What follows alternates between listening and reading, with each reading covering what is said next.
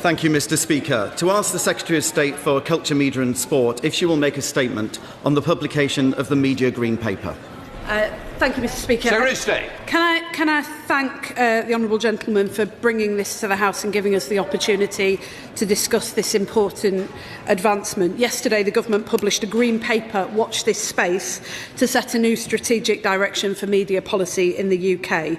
The way we consume broadcast media is changing, and television is undergoing a profound transformation, having moved away from a system of traditional channels to a far more fragmented system where people access TV on demand and on video sharing platforms. Young people in particular are far more likely to access media on their phones and tablets, through streaming services and platforms, and we believe as a government that we are not equipping that generation adequately with access to high quality media.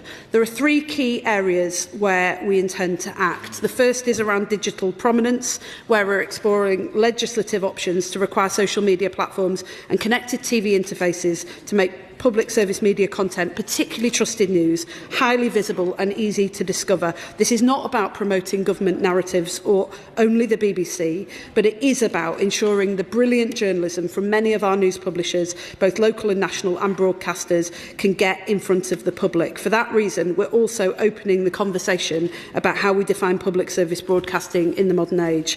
Secondly, the transition to internet TV is where we're outlining plans for a managed shift away from terrestrial broadcasting to internet-delivered IPTV. We know this is an essential switchover, both in terms of access and cost, but we want to make sure that this transition is managed responsibly and that nobody is left behind. We're therefore consulting on two dates for the switchover: 2034, when current licences expire, or 2044, with any date contingent on a full and watertight transition plan.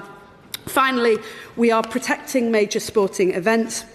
This will add on-demand and streaming rights for major sporting events like the World Cup and the Olympics to the listed events regime, protecting free, universal fan access as viewing habits shift online. Taken together, these proposals set out a vision for future TV and media policy where everyone can access world-leading public service broadcasting content, including children's and news programming, away from the mis- and disinformation that's defined too many of our online lives. This government will ensure that no matter where you access your TV, you're given access to high-quality programming that informs, educates and entertains, and this paper is the next stage of our ambition.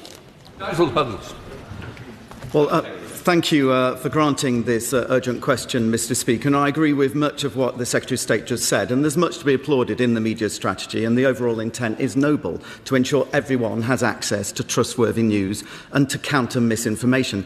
The challenge and the potential danger is how do we do that? But in terms of positive elements of the strategy, as she mentioned, I also welcome the government's intention to add on-demand rights to the free-to-air listed sports regime. But there are many other controversial aspects, and as she mentioned, the plans to close down digital terrestrial transmission by 2034 or 2044, which is a major concern, especially those living in remote or rural areas. The strategy also covers interventions to support media literacy and promoting the questioning of the accuracy of news. But by pushing such an onus of responsibility on media companies themselves, this may reduce the responsibility on schools or indeed on parents, and I'd like her thoughts on that. We then come to the thorny issue of prominence. The government is proposing interventions to make trustworthy news providers easily discoverable in order to counter misinformation, and this includes national and local news publishers and broadcasters. But who decides what a trustworthy news provider is and what trusted content is? Is it an approved list? Is it an algorithm? Is it a human being? We need to be careful about descending into some kind of Orwellian society. Freedom of speech and freedom of the press is vitally important to our free society. And the concern of some of the press is that in order to qualify for prominence, a newspaper may need to sign up to a state-backed regulator. Can the Minister rule that out? The proposals in the Green Paper to support our public service broadcasters, such as the BBC, ITV and Channel 4, is well intended, especially in an age where there is undeniably so much misinformation online. But a requirement for third-party platforms and social media entities to make such broadcasters' content prominent is problematic for the obvious reason that their content is not always to be trusted or unbiased either. So who decides whether it is? Many people question the BBC's coverage of politics in general, of trans rights, of Israel and so on. The BBC doctored a video of President Trump. It fails to call Hamas a terrorist organisation. It has pushed highly questionable content through BBC Arabic, and it reprimanded a newsreader for saying pregnant women rather than pregnant people. Now, there may be plenty of people who like the idea of legislation to push woke or lefty content online. I'm not one of them, and there are many people who agree with me. So, can the Secretary of State provide more details on how trusted content will be defined and who will ultimately be the arbiter? And finally, can she confirm how extensively she has engaged with industry to come up with these proposals? Secretary of State. Yeah, can I thank him for that? He asked a series of questions. I'll do my best to answer them all as swiftly as I can. Firstly, he talks rightly about the importance of getting the transition right and choosing the date well, 2034 or 2044. He talks about the particular challenges in remote and rural areas which this government recognises. There are also, as he knows and we've discussed before, particular issues for older people, for people with disabilities and others, and we're working with industry to put together a plan that is watertight to help people to make that transition, to ensure that nobody is left behind. That is precisely why we're asking these questions now, to make sure that we're ready and that we don't leave people behind. On media literacy, look, I think he's right to say that the onus can't just be on media companies alone. There is a responsibility on all of us, including schools, including those of us in public life, to make sure that we're equipping our young people with the skills that they need to be able to navigate a completely transformed media landscape from the one that we had in this country when he and I were growing up. And I do want to reassure him that this is not about pushing all of the responsibility onto media companies and letting everybody else off the hook. We've all got to work together in order to achieve that.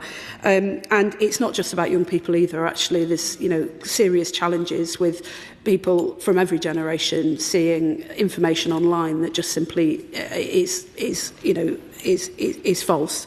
When it comes to who defines trustworthy news, I think this really is one of the most challenging aspects of the consultation that we've put out.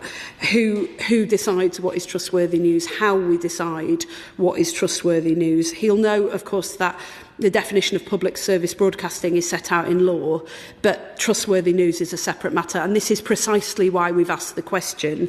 I would gently push back on some of the sort of narrative that he advanced about the BBC. It is still the most trustworthy source of news, not just in this country, but across the world. And on Monday, I was on Newsround explaining this and the social media ban that we're introducing to that generation of children who will be most affected by it. And it strikes me that there is no other country in the world that has quality programming like that through their public service broadcaster.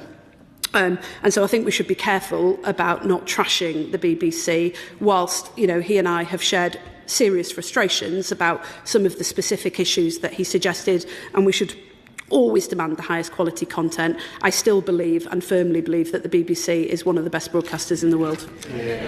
Dr. Rupa. Oh, thank you, Mr. Speaker. Yeah. I welcome this bold green paper.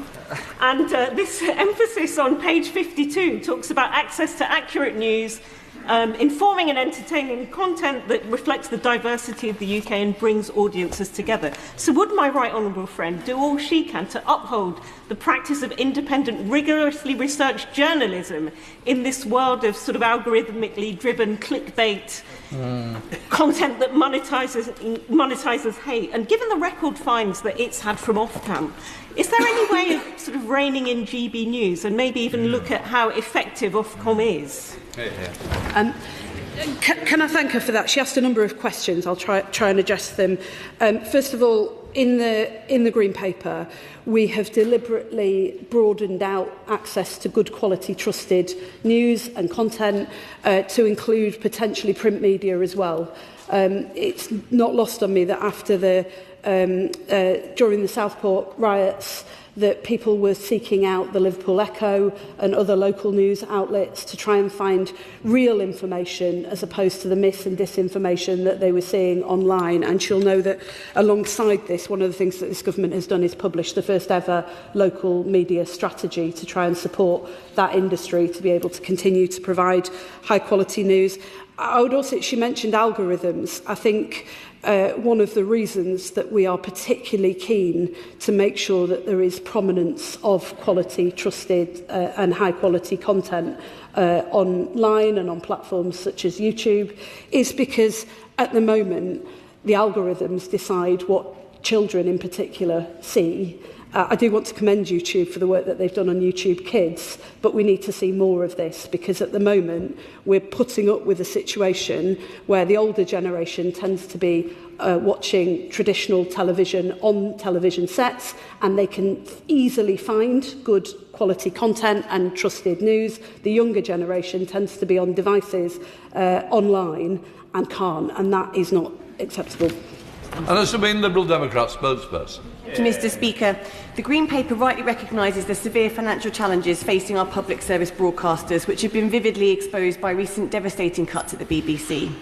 The Lib Dems have long proposed that the BBC World Service should be fully funded directly from FCDO budgets, protecting its vital global footprint while freeing up £221 million a year to be reinvested at home. So will the Secretary of State take on board our proposals, and what urgent conversations has she had with her Foreign Office colleagues to make this a reality? Mr. Speaker, turning to online spaces, the proposal to highlight trusted news sources on social media is welcome. But unfortunately, this is just a sticking plaster over the fundamental issue that big social media platforms are already rigged against truth, fairness and impartiality. The real threat to our democracy is these harmful platforms themselves, which use algorithms deliberately engineered to amplify foreign disinformation while systematically choking out trusted journalistic sources. Should the Minister not be focusing the full weight of her department and that of her colleagues in DSIT on cleaning up social media platforms once and for all, rather than fighting a losing battle against bad actors on systems that are built to work against us? Yeah. Can I thank her for that? She talks about online regulation rightly, and she'll know that that is primarily the responsibility of the Department for Science, Innovation and Technology. But my colleague, the Secretary of State, and I work very closely together on it. We have to make sure that we both take action to deal with the scourge of mis and disinformation online, which she rightly talks about, but also make sure that we give people access to trusted news, news that they can genuinely trust and much more readily available. And so the two things should be seen together. I apologise, my honourable friend also asked me about Ofcom. She'll know that we recently appointed a new chair of Ofcom. We believe that Ofcom must do more in order to act decisively and quickly in this space.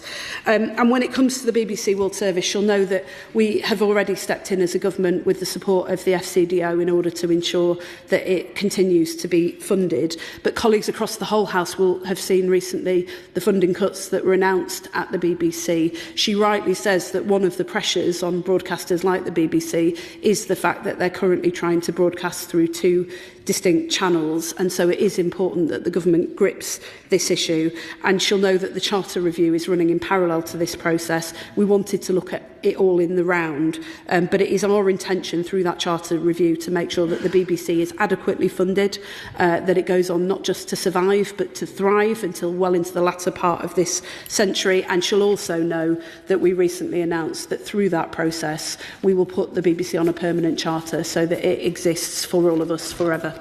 Natasha Irons. Thank you, Mr. Speaker. I must declare an interest. I work for public service broadcaster, and my husband still does. And as somebody who understands the sector a bit, it isn't just about public service, it's about recognising Britishness on our screens and in the media and protecting what it is to be us, essentially, and providing opportunities for people to get into the sector.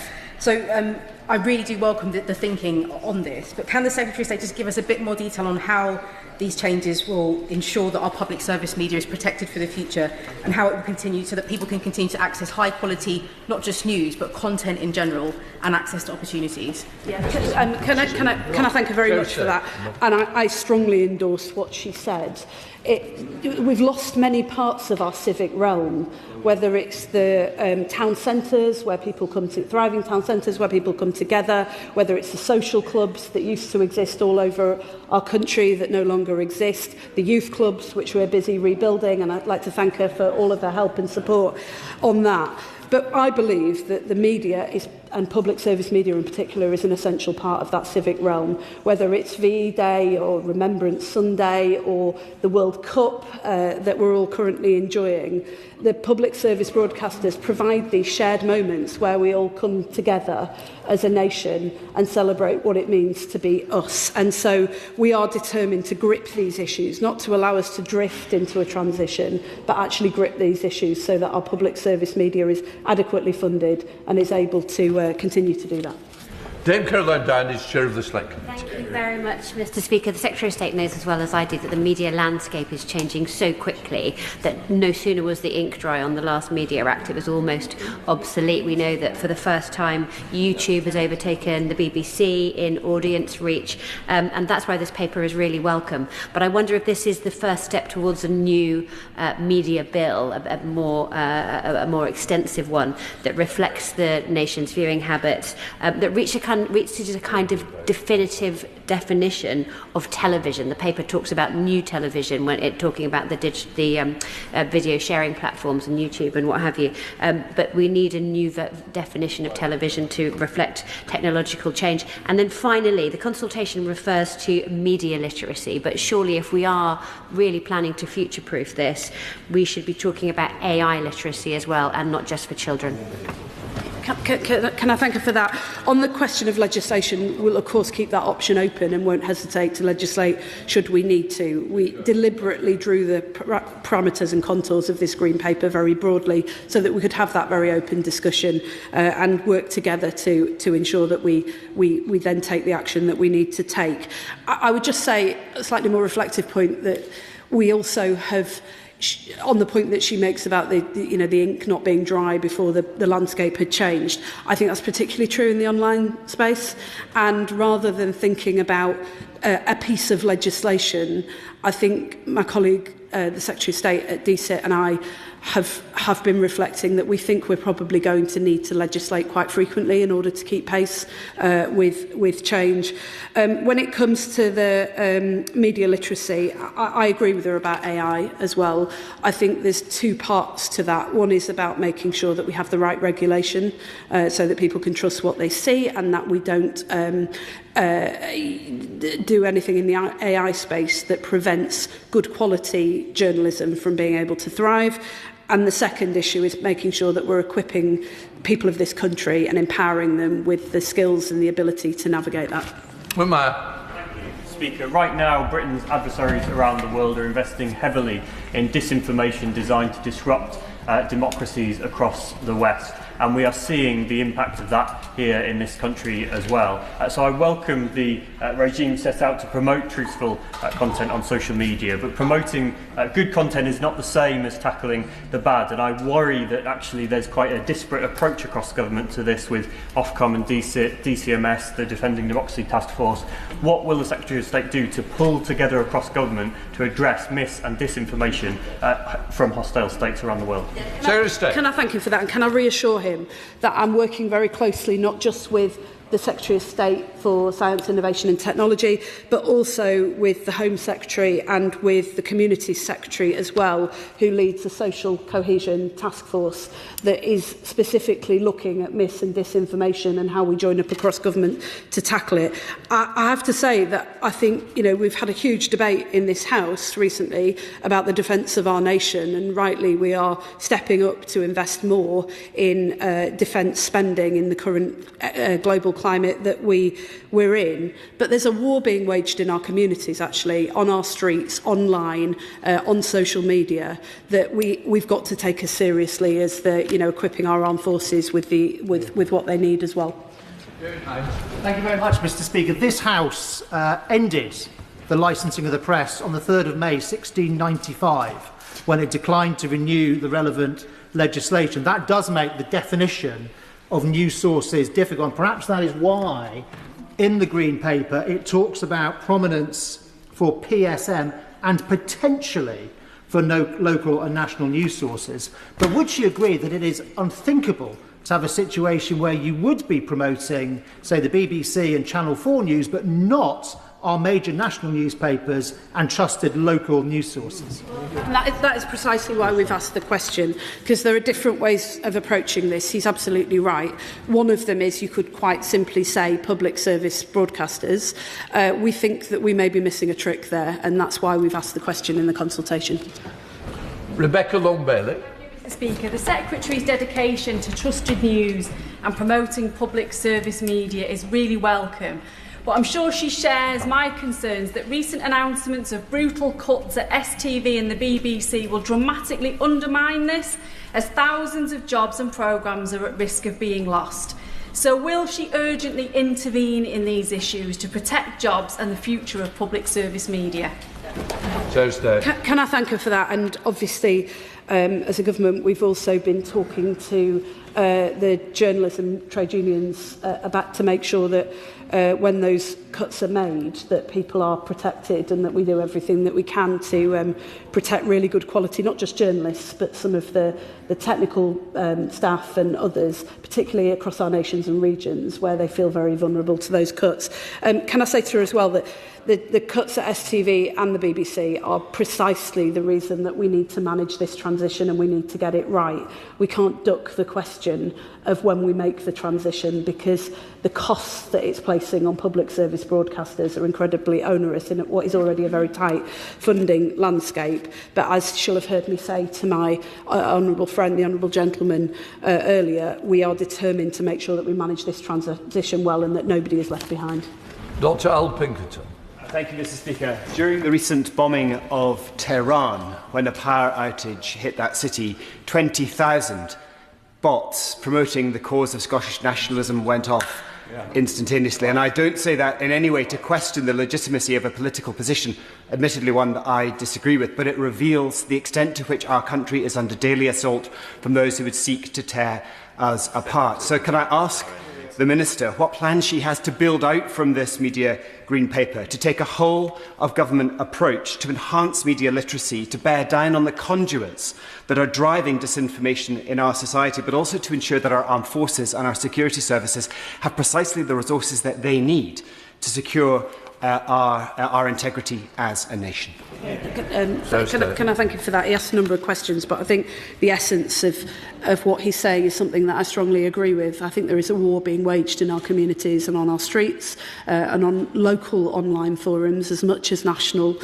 We saw it in the recent Makerfield by-election, where overnight, when that by-election was triggered, we saw the targeting of people in my town of Wigan with mis and disinformation that went through the roof. And we know that that is often deliberate, and it's often triggered by foreign state actors and can have an extremely disruptive influence on communities, and it's something that we need to deal with.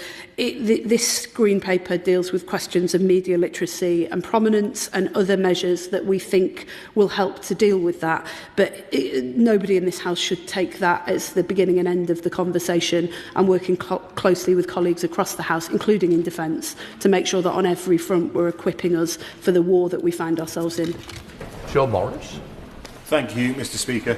The Secretary should be aware that terrestrial television is not just an entertainment platform, it's a resilient form of communication that reaches into communities where digital or broadband or mobile signal quite simply doesn't have the reach or the reliability.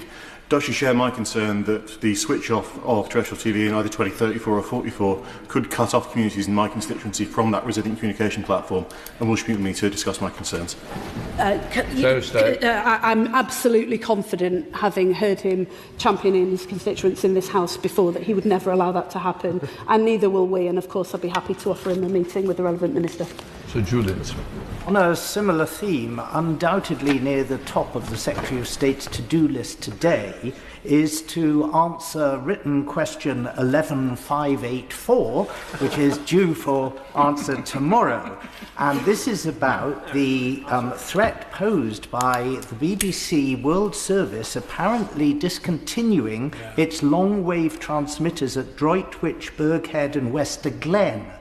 And what we want to know is how will closed societies like Russia be able to receive news information when they are subject to the suppression of all the internet-based routes? Can I thank you for that? I will, of course, make sure that he gets the answer to that in a timely fashion by tomorrow, and I'm more than happy to follow up and discuss it with him. Amanda Martin. Thank you, Mr. Speaker. I welcome the Green Paper's focus on media literacy so that people in Portsmouth have the skills they need to identify mis- and disinformation. But as viewing habits change and technology develops, can the Secretary of State reassure the House and my residents in Portsmouth that any transition towards internet-based television will be carefully managed, particularly those who may be less confident online and who have limited access to digital services? I'm really happy to give her that assurance. That's why we're getting on the front foot now and working with industry in order to manage that transition. Access is obviously extremely important, but so too is affordability, and that's something that we're looking closely at. Robert Jenrick. So let me get this straight. The government is planning to decide either a minister or, even worse, unaccountable civil servants, which news providers are deemed trustworthy and which ones are deemed untrustworthy, and then the government or unaccountable civil servants and quangos are going to give priority to the services which it deems to be trustworthy and reduce the prominence of those that they don't like and they consider to be untrustworthy. This sounds quite dystopian to me. How can this be seen as anything other than a very serious attack on freedom of the press and freedom of speech?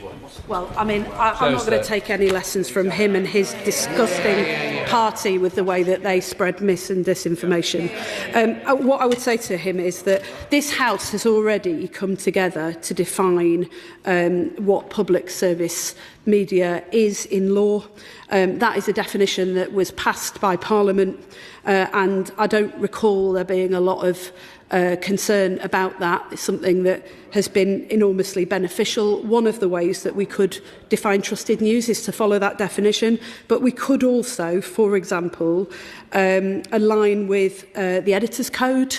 There are lots of different options for doing this, but to somehow claim that this is about the government controlling what people see is just absolute nonsense. Smith. Mr. Speaker, can I warmly welcome the publication of the Green Paper? None of us have all the answers when it comes to the fast-moving media landscape, but setting out the challenges and some principled way forward is really a good start. And can I especially welcome the focus on a duty for media literacy? My personal view is that a public purpose for the BBC on media literacy might be better than one on growth, but that's a debate for another day. But is she slightly disappointed, as I was, in the tone of some of the contributions from the opposition about the prominence for trusted news? We already have a prominence regime in place. We just need to update it for the modern age. And when, in an era when misinformation and disinformation are rife, isn't it more important than ever that people get access to trustworthy news? And isn't that what a prominence regime allows? Yeah. I mean, I really agree with him, and I think in particular we are letting down a generation of young people who, as I said to my honourable friend earlier, are often consuming media very, very differently from my generation and the generations before us. And it cannot be right that my generation, who are often going on to watch consume broadcast on television sets, are able easily and quickly to find high-quality content and trusted news, but a younger generation is not. Bob Black. Thank you, Speaker. Hostile state actors are routinely broadcasting to our young people misinformation and radicalising them in their own homes. And I agree completely with the Secretary of State that we have to take action. The problem is that primary legislation will never keep pace with technology. So can I urge her to consider a media bill with wide-ranging powers that can then have a position of secondary legislation that can keep up with those changes to technology? Can I thank you for that? Very similar to the point made by my honourable friend, the Chair of the Select Committee. I think he is right to push us to think about how we can very rapidly adapt to what is a very rapidly changing landscape. There's obviously the question for this whole House about how much oversight the House will want to have and scrutiny that they'll want to give to any measures that we bring forward. So it's a question that the House will have to answer together about whether the use of secondary legislation in this space is something that we collectively believe is acceptable. But I think there are merits in what he proposes. Matt Turby. Thank you, Mr. Speaker. As a former employee of the BBC for 15 years, I know how important those Reithian principles to educate, inform and entertain are at the core of everything that organisation does. Dissemination of fake news and misinformation online is a genuine risk to our democracy. And does she agree with me that even if people are going to trusted sites and sources online, such as the BBC, ITV and Channel 4, the mix of slop around it is a real risk of polluting people's ability to see accurate information, and that this demonstrates the absolute need for trusted news sources online. So State. Can I thank him for that? As I said to my honourable friend earlier, during the Southport riots, there was an increase in people going to the BBC and going to the Liverpool Echo to get information. We saw something similar actually after the Manchester Arena bomb, where people were seeking out the Manchester Evening News as a really trusted source of news. He'll be aware that many of those trusted sources are under serious financial pressure, and that is one of the reasons why we acted, particularly around the local media strategy, to make sure that those are available. We want to make sure that they're more prominent and easier to find online, but in order to do that, we've got to make sure that they actually are there in the first place. Pete Wishaw. Very much, Mr. Speaker.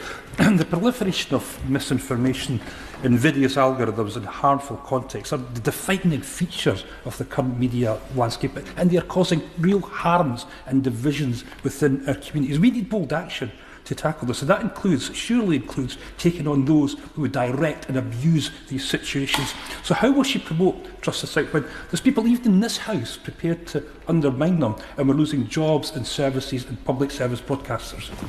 I mean, that's partly what this TV Green Paper is designed to address, although, as I said to my honourable friend earlier, it's one part of the whole. Getting regulation online right, getting the enforcement of that regulation right, and being far more proactive through Ofcom in enforcing the law that already exists is an essential part of this, as well as the measures that he'll have seen that we're proposing around prominence and other areas. Bob McKee. Thank you very much, Mr. Speaker. Can I welcome this Green Paper? I think it's both timely and forward-looking, and I think the government is right to respond to the fact that people get much of their news from social media nowadays. But can I ask, as more and more people turn to AI chatbots for news and information, what work is the government doing to make sure that trusted sources are given prominence in the sourcing of that information? We've done a number of things in this space. I mean, the first is obviously that there is real pressure that AI summaries online are putting on existing publishers. My honourable friend, the Secretary of State for Science, Innovation and Technology, and I have met with the publishing industry to discuss how we better protect those original sources, which are often far more accurate than the AI summaries that draw from their work. As I said to the chair of the Select Committee, we also, when it comes to media literacy, we need to equip not just the younger generation, but all of us actually with the skills that we need to navigate AI. So Oliver Dull. Thank you, Mr. Speaker. Can I urge the Secretary of State to keep a genuine open mind with this consultation, and if the evidence doesn't stack up, be prepared to drop measures. In particular, I think the concept of prominence is going to be very difficult to translate from a linear age to the age we're in now without imposing excessive costs and bureaucracy on broadcasters. And as we've seen, this trustworthy news concept is very problematic, because one person's trustworthy news is someone else's propaganda. And just look at this debate between the BBC and GB News. There's plenty of my constituents, frankly, that would trust right now GB News over the BBC. We cannot allow this to be an echo chamber for liberal left groupthink, because otherwise it will further undermine trust and confidence in this place. Can I thank him for that? And he's absolutely right to say that any responsible government will be careful about the way that we navigate this landscape, because the definition of what is considered to be high quality and trustworthy is contested, and we need to protect the plurality and the diversity of our news and broader media industry. I guess I would just say to him, though, that I believe that for a long time now we have been failing to empower and equip our own citizens with the ability to navigate the new landscape that we find ourselves in. And in particular, as a government, we are really concerned about the blurring of news and fact with polemic and opinion, and that is a space in which we intend to act. Sarah Coombs. Speaker, given we are in a world of fake news and given the impact of that on public trust, I really welcome the Minister's work to modernise the prominence regime. The BBC is a jewel in our national crown, and people have mentioned the cuts, but I think it is a real shame that we've got cuts to shows like Moneybox Live, which are really important consumer shows, where we've got scams everywhere. These shows are really important to our nation. So can the Minister just comment a bit more on the BBC and that importance of it to our nation? Yeah, and I'll say to her very candidly that I am also concerned about the cuts that were announced, and I did raise those concerns directly with the incoming Director General, because obviously we've got the Charter review process ongoing, and what I would not want to see is the BBC dismantling good structures, dismissing good journalists, and closing down good programmes at a time when we're seeking to work constructively together in order to ensure that they're properly and adequately funded going forwards. But I would also say that there are significant pressures on all of our public service broadcasters at the moment, and that's one reason why we have to grip this issue about transition and make sure that we work together in order to ensure that we can do that with nobody left behind. I'm Malton. Mr. Speaker, in a similar vein to the honourable lady who just spoke, I was really concerned to hear of the cuts at the BBC. The World Tonight's going, Today's being cut back. This falls on the heels of cuts at Newsnight as well. It seems to me that the justification for this is that the programme is being reoriented towards young people, which is obviously, a good thing in and of itself. But when I was 18, I didn't listen to any of those programmes, and now I'm in my 40s, I listen to all of them. Do these cuts not undermine the BBC's mission to educate and inform? And in this age of disinformation, is it not vital that we keep them? Well, as I said to my honourable friend, the elephant in the room is funding, and the BBC hasn't been adequately funded for quite some time. He'll know that fewer and fewer people are paying the licence fee, and that is becoming a major challenge for the BBC. So through the Charter process, we'll set out a range of options that are designed to tackle that and make sure that we protect the really high-quality programming that he rightly commends. Chris Webb. Thank you, Mr. Speaker. One, we welcome the Green Paper today. We know from the misinformation, disinformation rise right across our country, and it was shown in the recent Makerfield by-election from the Social Market Foundation, where they saw a quadrupling of fake news and 1 in 6 posts on all the local Facebook groups as fake news. We've seen it in my constituency where a fake news article went rampant across our town about a woman and child being attacked at a train station, which never happened but caused fear and anxiety. So I warmly welcome today, but how can we get more trusted support into our local news services, our local papers and our local broadcasters, because they're the ones that residents, as you rightly point out about the Liverpool Echo example, turn to in times of crisis and where they don't get the information they need. Thank you for that. I was really struck by the SMF report, and it's certainly something that I recognised as happening very close to home, and he rightly says that that's not new. In fact, my local police say the biggest challenge that they have is the mis and disinformation online that leads people to believe that there is more violent crime than is actually happening, that streets aren't safe, and causes serious challenges to social cohesion. He'll know that earlier this year we published the local media strategy. That is the start of our ambition for local media, not the floor, not the ceiling. There's more that we need to do, particularly in the online space, in order to be able to ensure that publications like the Liverpool Echo are able to thrive. John Cooper. Thank you, Mr. Speaker. And as a former former journalist, I salute the Secretary of State's noble ambition to leave no one behind, but as the honourable member from Hexham pointed out, that the death of terrestrial television risks leaving a lot of people in remote and rural Scotland behind. My constituency, Dumfries and Galloway, has a lot of not spots, and terrestrial television is a key source of news and also entertainment. So can I ask the Secretary of State to use her influence in the forthcoming Northern Powerhouse Cabinet to get broadband rolled out properly across this country? He's absolutely right to talk about the centrality of broadband access, and digital exclusion is one of the things that we're looking at really carefully. We will make sure that this transition doesn't leave his constituents behind, and I'm looking forward to working with him on that to make sure that we get it right. It's Swallow. Thank you, Mr. Speaker. Last week we had a powerful reminder of how important trusted news broadcasting is when the BBC reported that arson attacks targeting the Prime Minister and his family had been orchestrated by Russia. Not stopping there, Russian-backed bots then spread homophobic misinformation about those attacks. We know how the Conservative Party responded to that. Their Vice Chair went on national TV and laughed. We can now see how this party, this Labour government, is responding to that issues. So can I urge the Secretary of State to go even further on supporting trusted news sources as a powerful response to mis and disinformation online, a lot of it fuelled by our foreign adversaries? Can I thank him for that? And he's absolutely right to say that we should demand the highest standards from people across this House and across our public life, and I share his absolute horror at the way that the Vice Chairman of the Conservative Party responded to that. Corbyn.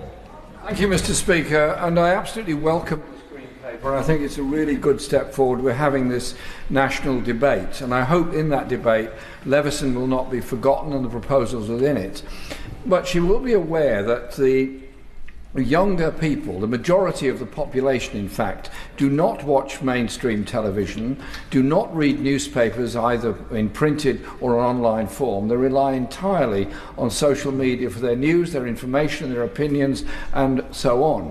Much of it is sent behind the cloak of anonymity. Often it is dangerous, often it is racist, often it is abusive.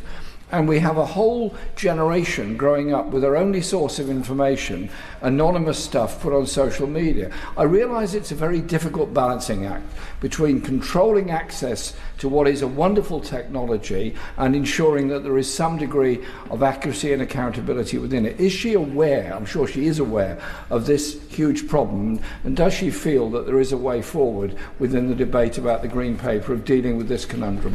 Can I thank him for that? He mentioned Leveson, and I can update the House that I met the families of the victims of press intrusion very recently. We've always acted with care in this space in order to ensure that we protect a free and fair press, but he is absolutely right to say that action is needed to better protect people in this space, and this government is determined to ensure that we do. And secondly, on the point that he makes about young people and the way that they consume news, I do share his serious concern about that. That's partly what this Green Paper is intended to address, but also one of the key driving forces behind the social media ban that my colleague, the Secretary of State for Science, Innovation and Technology, announced recently. We haven't done enough to protect young people online, and we need to do more. Well, we come to the birthday boy himself, Chris Vence. Thank you, Mr. Speaker. 21 again. Can I thank the Secretary of State for her response to this UQ, particularly her emphasis on the importance of online literacy, which as a former teacher, Chris Vence Bingo in full force today, is really important. Can I also pay tribute to Michael Casey, editor of Your Harlow, an online newspaper that prints tens of thousands of articles every year and has filled the hole left by Harlow Star when it closed down. But to build on my point by my honourable friend from Glasgow South, who talks about the more and more people are using AI summaries to get their news and not relying on those trusted sources. Is there not a danger if we don't provide those support to those trusted sources? And also the AI companies themselves provide that the support to those trusted sources. Those trusted sources will not continue. Well, on the point about trusted sources, I've been working with the publishing industry to make sure that we protect them and don't allow what is higher quality content to be undermined by AI summaries. We will bring forward more proposals around this to this House, but it is a concern that we absolutely recognise and share. And secondly, on independent news providers, we've seen lots of very good quality independent news providers spring up around the country. It's great to hear about his local one in Harlow, but there are too many news deserts, local news deserts across our country, and that's precisely what the local media strategy is intended to address. Martin Vick. Thank you, Mr. Speaker. As someone who's been relying on the BBC to deliver news since the days when Jack D'Amanio was presenting the Today programme and John Snagg was reading the news, I still rely on the BBC to a considerable extent. But it does annoy me intensely at times, and in particularly in relation to the cuts that were announced and the programmes that they are cutting, which seem to be public service programmes, not ones delivered necessarily by the commercial sector. And on top of that, the demise of news coverage on local radio. Would the Secretary of State assure me that she will convey those views to the BBC and hopefully they'll have a rethink? Certainly very happy to do so, and he's right to mention the importance of local radio. Davis. Oh, sorry, such a shock. Thank you. Can I thank the Secretary of State for her answers and for her informed answers. The new Media Green Paper highlights the importance of continuing universal access for good quality, trusted television. And of course, part of maintaining that access is to make the content in the first place. And with the news that the BBC Cymru Wales will see £9 million of spending cuts by the end of 27-28, it's inevitable that Welsh commissions already on the decrease will decline even further.